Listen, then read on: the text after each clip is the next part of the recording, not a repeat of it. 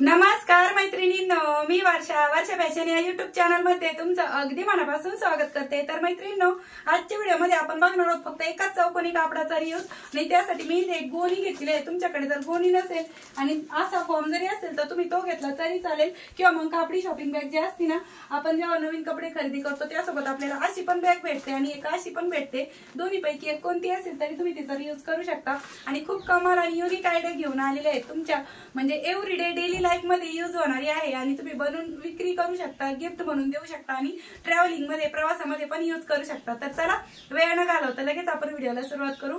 Video useful आवडला तर please please please व्हिडिओला लाईक करत चला, शेअर करत चला आणि असेच नवीन नवीन युजफुल आणि युनिक व्हिडिओ बघण्यासाठी आपल्या वर्षा फॅशन चॅनलला नक्की सबस्क्राईब करा। तर चला सुरुवात करूया आजच्या व्हिडिओला। तर सर्वात अगोदर आपण ही जी गोणी आहे ना ती कट करून घेऊ। तर इथे बॉटमच्या साईडने जी शिलाई होती ती मी उसवून घेतली आणि कडेच्या साईडने पण एक पार्ट होता तो पण कट करून घेतला। आता हे हँडल पर्यंत याचं माप भरत आहे 15 इंच, तर आपल्याला इथे 15 इंच घ्यायचं आहे। बघा जवळून पण दाखवत आहे, म्हणजे 15 बाय 15 इंचाचा इथे चौकोन आहे ना आपल्याला गोणीचा तो कट करून घ्यायचा आहे। तुम्ही जर फॉर्म घेतला असेल तर तुम्ही मेन फॅब्रिकचं माप बरोबर घ्या, कारण की फॉर्म कसं स्टिचिंग करताना मागे पुढे होऊ शकतो त्यामुळे। तर इकडनं पण मी 15 इंचावरती मार्क करून घेतलं आणि इथे पण आपण एक लाईन आहे ती ड्रॉ करून घेतलेली आहे। आणि तुम्हाला सांगते मैत्रिणींनो, तुम्ही पहिल्यांदा जरी शिवत असाल तरी पण नक्कीच तुम्ही हा व्हिडिओ बघून अशा पद्धतीचं एक पाऊच आहे ना ते शिवू शकता आणि तुम्ही एव्हरीडे यूज करू शकता। आणि इथे मी माप पण लिहून दाखवलेली आहेत बघा। आता जशी मार्किंग केलेली आहे तशीच आपण याची कटिंग पण करून घेऊया।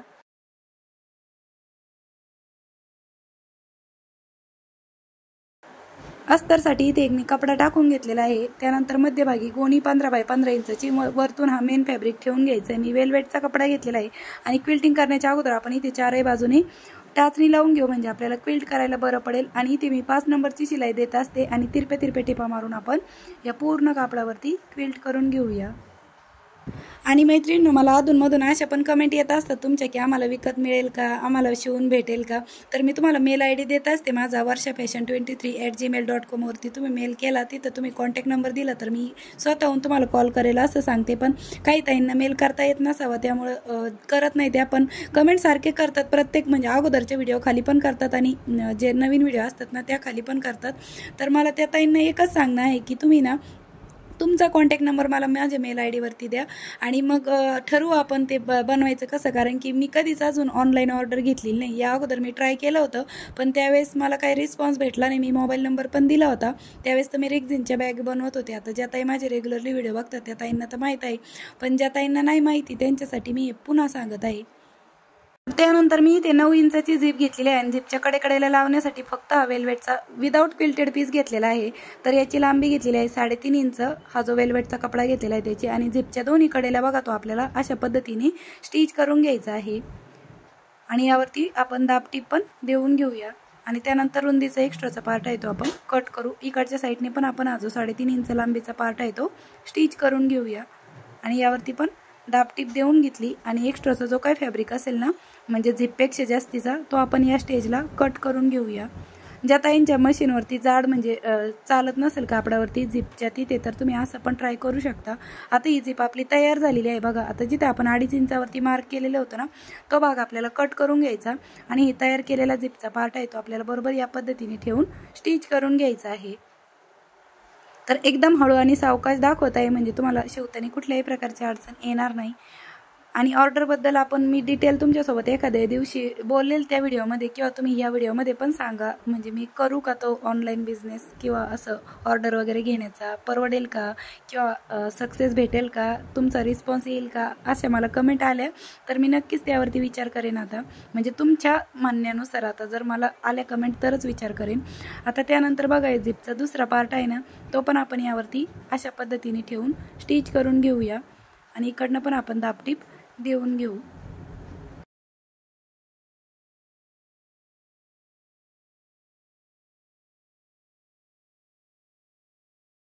त्यानंतर ही झिप स्टिच करून झाल्याच्या नंतर या पॉकेटला आपण अस्तर आहे ना, ही जी वरची झिप आहे ना ती लावताना सोबतच लावून घेऊ।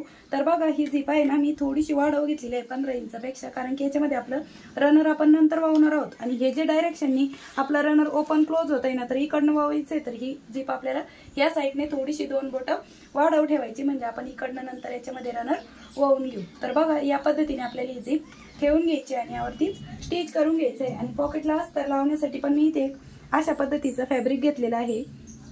तर याची लांबी 15 इंच आहे, फक्त रुंदीच आपण इथे 7.5 इंच घेतलेली आहे। झिप बरोबरच आपल्याला हे जे अस्तर आहे ना ते पण सोबतच स्टिच करून घ्यायचं आहे। तुम्ही हवं तर अगोदर झिप स्टिच करा आणि मग अस्तर स्टिच करा, म्हणजे सोपं जाईल। तर या पद्धतीने मी अगोदर झिप ठेवून घेतली, त्यावरती अस्तर ठेवून घेतलं।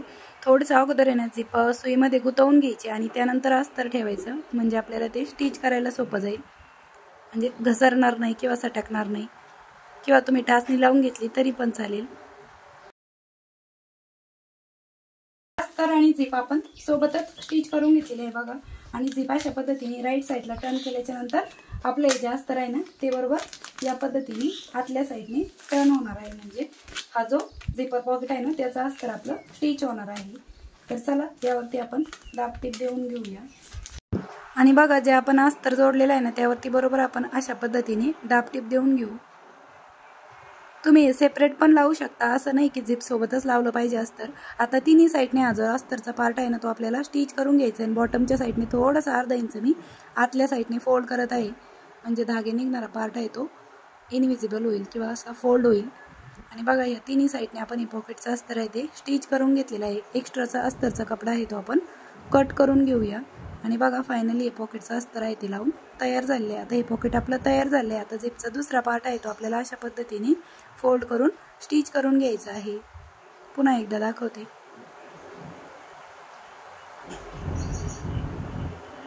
तर अशा प्रकारे आपण हा जो पार्ट आहे तो स्टिच करून घेतलेला आहे। तर अशा प्रकारे दुसऱ्या साईडने पण आपण हा झिपचा दुसरा पार्ट आहे तो स्टिच करून घेतलेला आहे। आता ही झिप आपल्याला ओपन करून घ्यायची आहे आणि इकडच्या साईडने पण आपल्याला अशी ही दाबटीप देऊन घ्यायची आहे या पद्धतीने। यासाठीच आपण हे रनर नंतर वळून घेणार होतो, किंवा तुम्ही आत्ताही जरी वळलं असतं तरी इकडनं टाचणी लावता आली असती।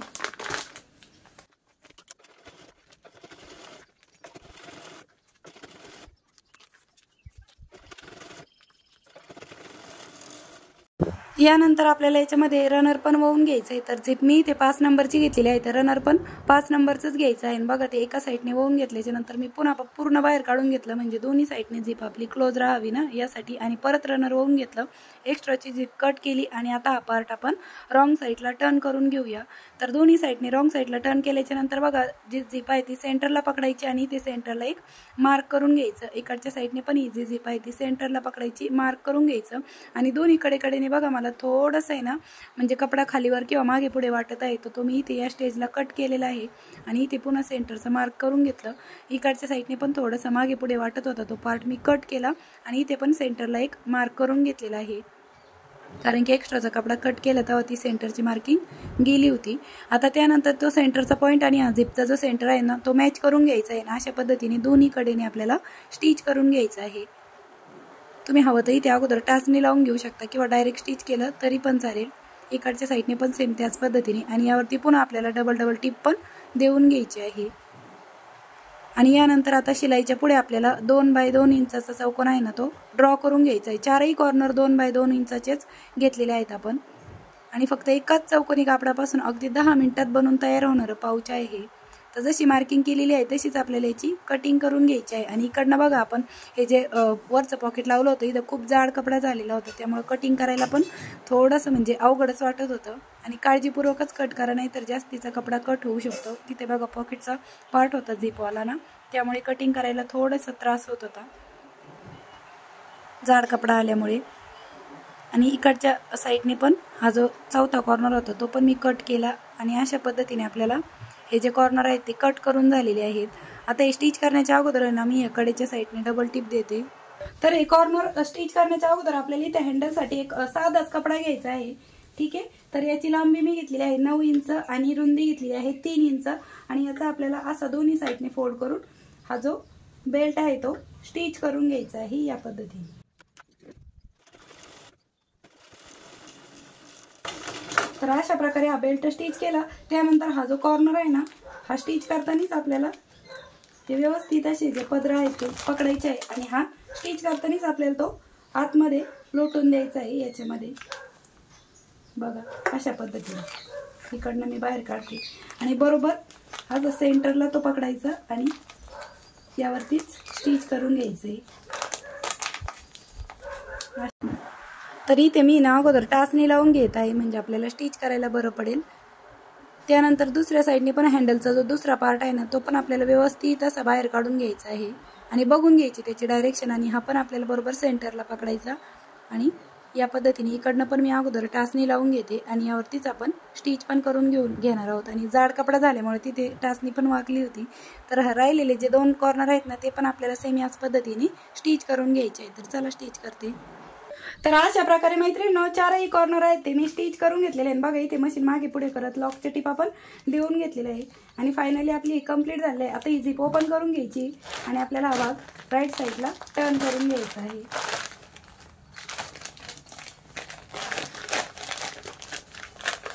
तर घरात पडलेले कोणतेही कापड घ्या मैत्रिणींनो आणि लागा कामाला, कारण की इतकं सुंदर पाऊच बघितल्यावर तुम्ही थांबणार नाही आणि झटपट असं बनून तयार होणार आहे। बघा रेडीमेड स्टाईल लुक आलाय आणि बघा फायनली अशा पद्धतीने खूप सुंदर असं आपलं एक पाऊच आहे ते बनून तयार झालेलं आहे। आणि इकडनं पण आपलं एक वरती पॉकेट दिलेलं आहे आपण, बघा या पद्धतीने। याच्यामध्ये तुमचं इतर काही सामान ठेवायचं असेल तर ठेवू शकता। त्याचबरोबर तुम्ही मेकअप पाऊच म्हणून वापरू शकता, प्रवासामध्ये पण वापरू शकता। आणि बघा आतल्या साईडने खूप मोठा असं स्पेस आहे आणि ओपनिंगचा पार्ट पण बघू शकता तुम्ही किती मोठा आहे, ठीक आहे या पद्धतीने। तर नक्कीच तुम्हाला आपला आजचा हा व्हिडिओ आहे तो आवडला असेल, युजफुल वाटला असेल तर प्लीज प्लीज प्लीज व्हिडिओला लाईक करा, शेअर करा आणि असेच नवीन नवीन युजफुल आणि युनिक व्हिडिओ बघण्यासाठी आपल्या वर्षा फॅशन चॅनलला नक्की सबस्क्राईब करा। तर नक्कीच अशी आशा करते मी तुम्हाला आपला आजचा हा व्हिडिओ आवडला असेल तर प्लीज प्लीज प्लीज जाता जाता लाईक करा आणि नक्की तुम्ही पण अशा पद्धतीचं हे पाऊच आहे ते नक्की ट्राय करून बघा। अगदी सोपा आहे आणि फक्त एका चौकोनी कापडापासून बनवलेला आहे आणि अगदी रेडीमेड स्टाईल असा त्याचा लुक आलेला आहे। आता याच्यामध्ये मी काही सामान ठेवलेलं आहे, वरचा कप्पा मोकळाच आहे अजून, तुम्ही याच्यामध्ये मोबाईल ठेवू शकता, तुमचं कोणतंही सामान ठेवण्यासाठी तुम्ही याचा वापर करू शकता, एव्हरीडे यूज करू शकता, डेली वेअर करू शकता आणि कोणासाठी गिफ्ट म्हणून पण बनवून देऊ शकता। तर भेटूया पुन्हा नेक्स्ट व्हिडिओ मध्ये, तोपर्यंत bye bye, thanks for watching. Shri Swami Samarth, जय जिजाऊ, जय शिवराय, बाय बाय।